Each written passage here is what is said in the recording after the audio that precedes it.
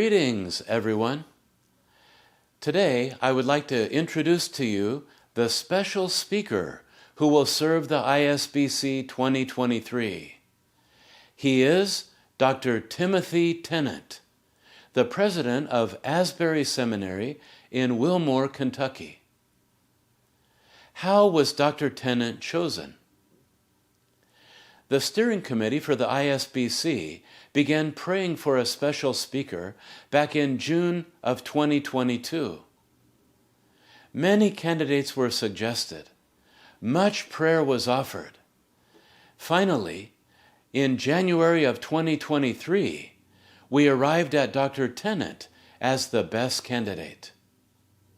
We approached him through Dr. Ezra Cho, who graduated from Asbury with a doctorate in biblical studies, and who knew Dr. Tennent personally. Dr. Tennent agreed to speak at our conference. Shortly after this, the unexpected, extraordinary work of God broke out at Asbury Seminary. It was a spiritual revival.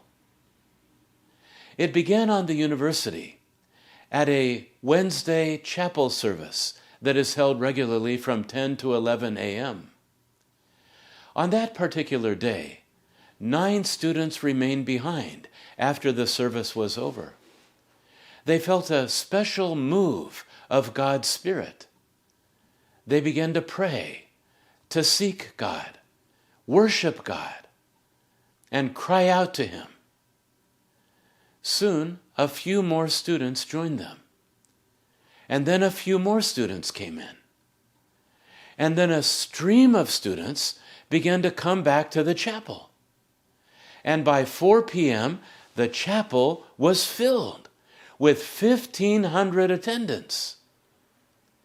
For the next 16 days, there was continuous praise and worship, earnest prayer, testimonies, biblical messages, and public Bible reading. The stewards of this revival carefully protected the spiritual environment. It was not co-opted by famous Christian leaders. The national news media was given limited access. In fact, news of this revival spread by students through word of mouth and through social media. In fact, there were 50 million views on TikTok of this event. Altogether, they estimate 50,000 to 70,000 people attended in person, swarming onto a city that has only about 6,000 people, including all the university members. People came from over 200 academic institutions all over the United States and around the world.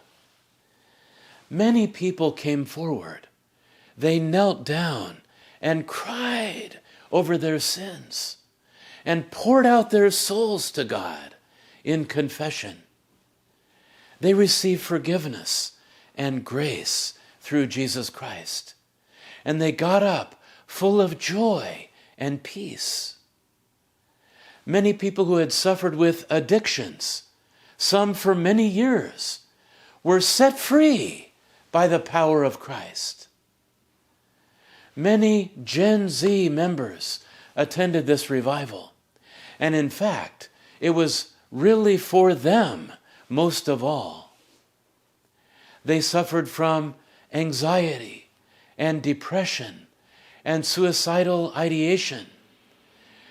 They brought their soul to Jesus. They knelt down before Jesus, and they asked His mercy and His grace, and they met Jesus personally. Their burdens were lifted away.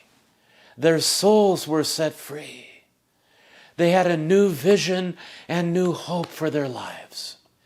I believe this revival is God's answer to prayer, including the prayer of UBF ministry members who have cried out to God and labored and sacrificed, praying for North America for a spiritual revival, to be a royal priesthood and a holy people.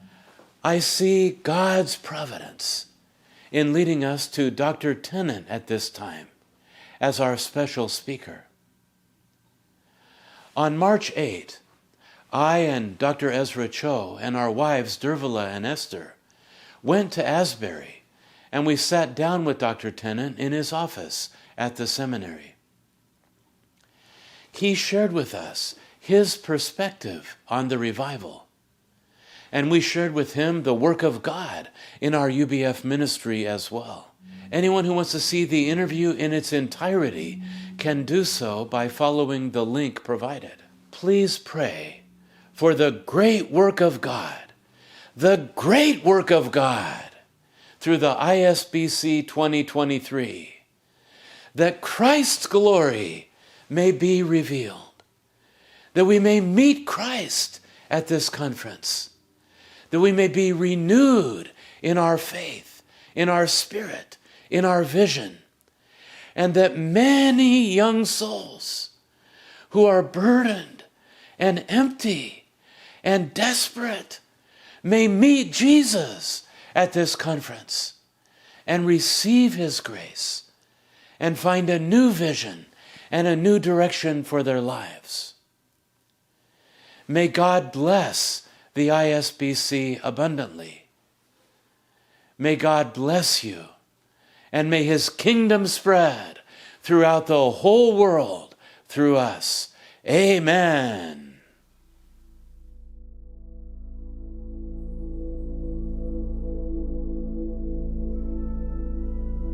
And were the majority of people young students from other campuses? Or no, I would say that it was about half and half. I would say there was definitely, I think what I would say is the core, like, awakening, and I think the most important historically will be that God gave Gen Z, at least sufficient numbers of Gen Z, hope.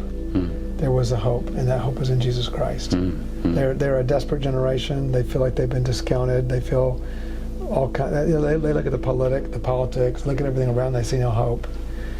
And so I think there was a lot of sense of hope. But I think the second kind of tier of it were people that were not Gen Z, just people that were spiritually desperate. And we most of that happened on this side.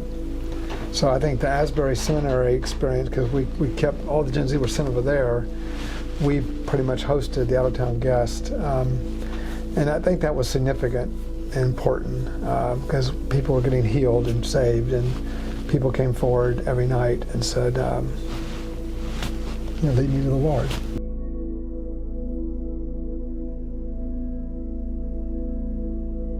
In the early days, they're just random people in there praying. I was over myself, sometimes super early praying in the morning. But they had a group of intercessors, of like really committed intercessors that were, many of them Koreans, great Korean intercessors that, that were committed to really, really pray through the night, every night. I see. And they continued on. They even, when the meeting started, that group would locate to another room and keep praying, interceding. There was people interceding 24/7. Wow. Even when the place was full of worshipers, they would still go another place to, we had another place here and over there, just intercessors. So there are people praying day and night for 16 days.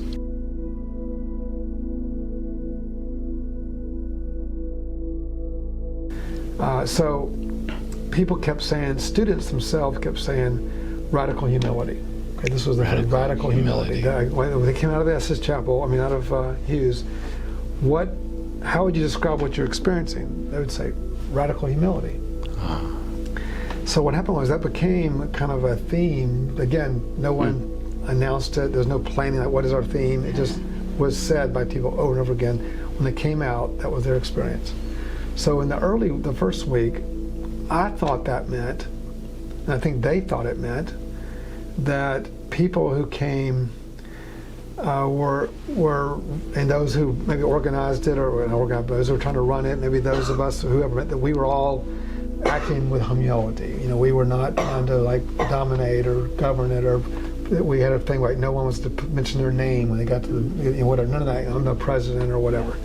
But I think actually what I saw at the altar was of course that was true, but I saw the real meaning of the phrase for me was the radical humility of God.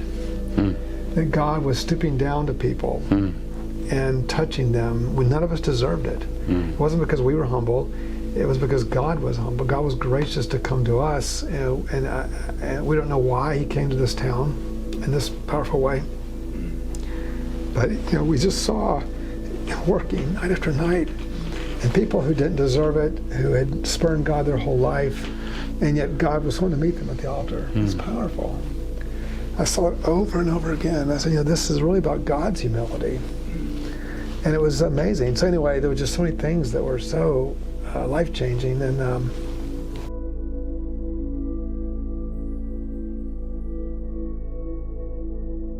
I want you to also know that they were people deeply, deeply kind of praying for revival, of course, all over the country, but in this campus, I don't know as much of across the street, but here we had people praying. We had groups that met every week praying for renewal and revival here.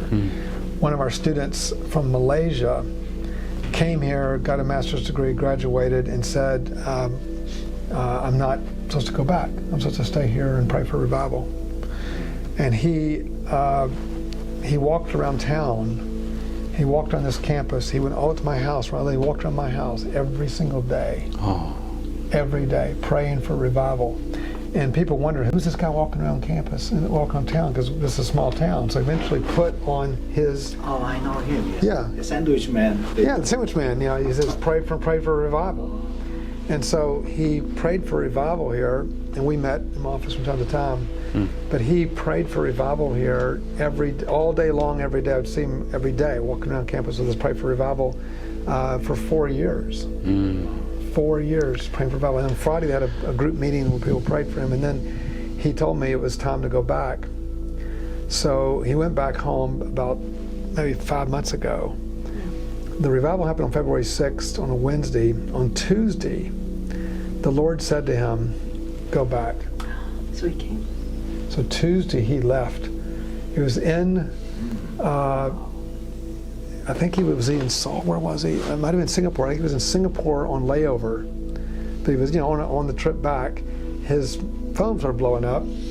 That there was revival renewal in Wilmore. Wow.